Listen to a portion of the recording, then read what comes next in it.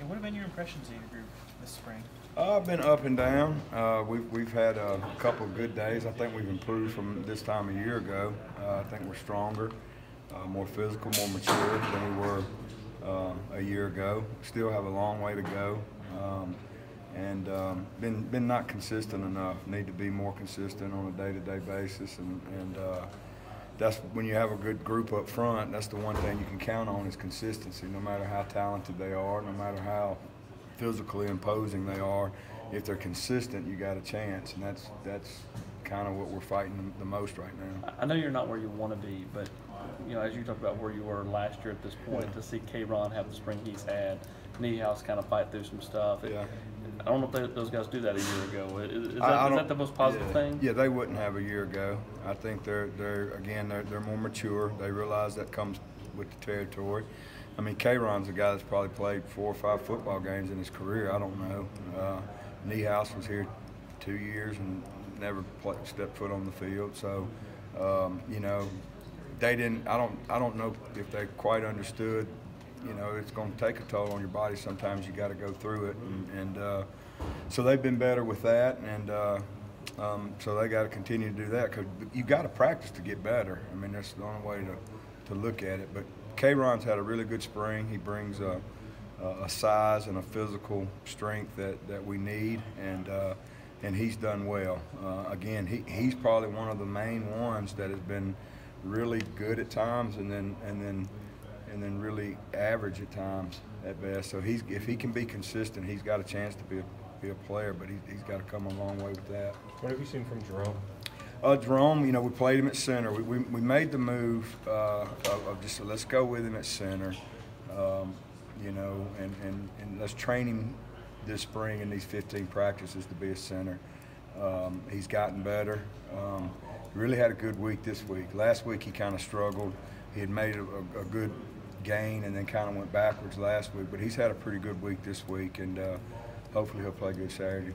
How would you assess kind of what you experienced with this group last year? Well, I think you had a lot of young guys, and probably the toughest thing we had is you really didn't get to practice with a lot of them until the first game, and then there were changes throughout the deal because of injuries that we know about, and just really nothing was ever set in stone, and that's one of the things that's got to be important for us that we got to do early, and I think that they've got to realize the next 6 weeks leading up to when they come back for summer workouts and things in the summer and the things they got to do on their own are important because we need to find out who the best 5 are early. The quicker you can find that out and go with that, the better you'll be. And we really never got that going last year. I mean, you guys saw it, and then you had to change after you kind of threw that group together. So it was tough, but that's part of it. We got to be better, and I think the guys had, you kind of worried going into the spring.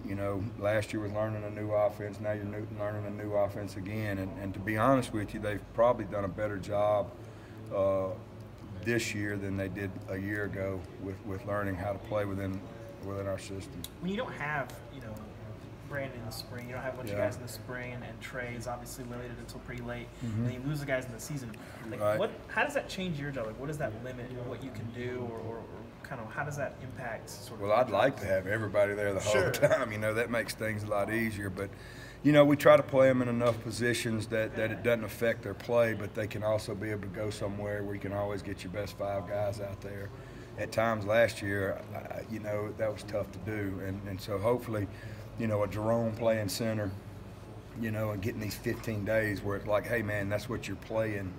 If something, were to happen to BK again, knock on wood, or Ryan or whoever is the starting center, now you've got a guy that's got something to go back on instead of just praying that another guy doesn't get hurt, I guess is a good way of putting it. So that's our job, to get them in those positions without putting too much of demand on where they can't,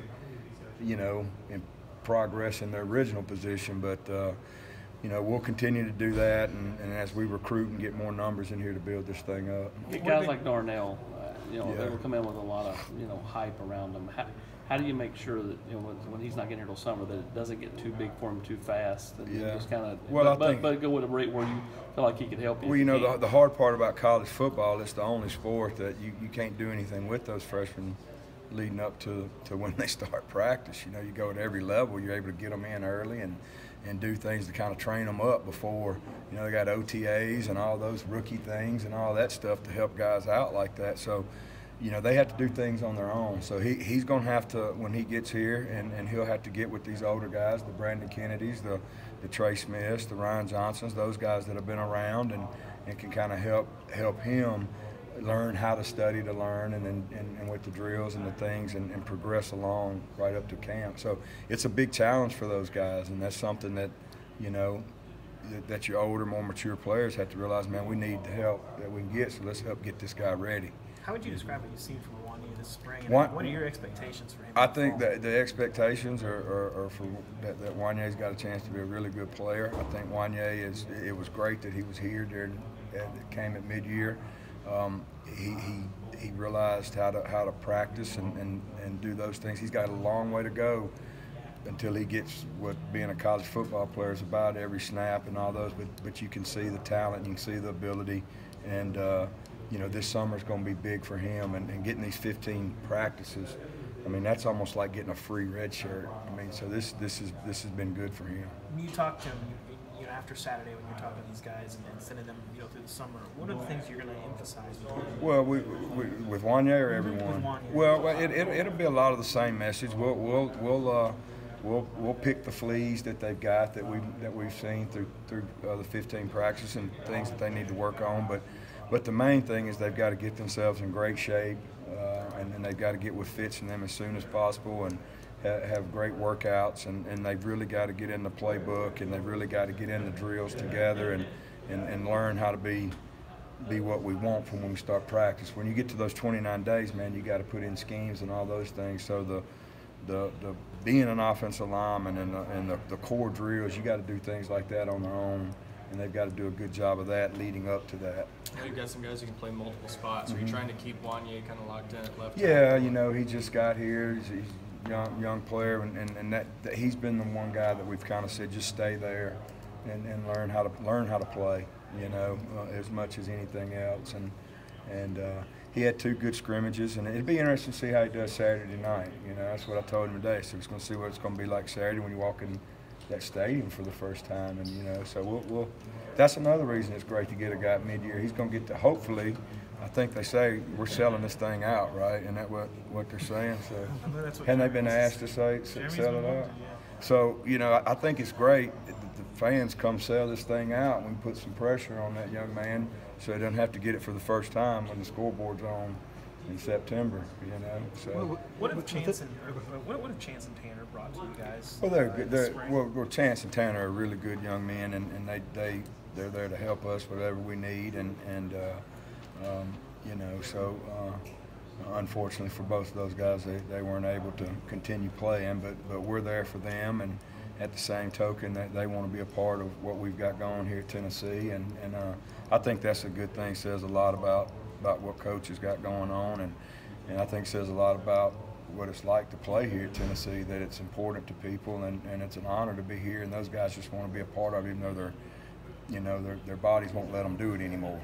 Well, with everything that Trey's been through in the past year or so, past year and a half, what have you learned about him as a person throughout all this? You know, I mean, Trey, from day one, you knew Trey was an outstanding person, and you know, just a joy to be around, and you know, you feel for what he's had to go through, but he's had a great attitude, and you know, with all the adversity that he's dealt with, and you hadn't seen a change in Trey, and I think that's a pretty good lesson to all of us, regardless of playing football or not. I mean, he's handled the situation with as good attitude as anybody I've ever been around, and just a great kid. For him to keep himself in shape too, I mean, yeah. I think Jeremy said the other day that Trey was probably in the best shape of his life because he was running and working out so much. I mean, he's definitely not pouting, I guess. Trey says that. I told him, I said, I don't believe you're in the best shape of your life. He says that, but you know, but he has. He works out with the team, does everything that the other guys do. He just can't do contact, and y'all know where it's been with Trey. So. Yeah, he's a great kid, and he has worked hard with him. You mentioned last year with there were times you guys were just kind of praying there wouldn't be another injury. Yeah. How much better do you feel about just the depth, having another recruiting class in? Well, it's going to help to get. We've got a few more guys coming in, 3 more guys coming in, that will help with our numbers. Now will they be ready? That we'll see that after 29 practices. But we're not where we need to be, and we'll continue to try to recruit good players, and we'll continue to try to add to those numbers to get it to the number that you need to be able to go practice with and have depth to play in this league. And so we'll keep hammering away to get there. It is better than it was a year ago, though. Well, Jeremy, or a couple of coaches talked about how Jeremy's kind of changed in the second year and adapted a little bit to being a head coach. You've been around him for over 20 years. Do you see that, and where do you see it?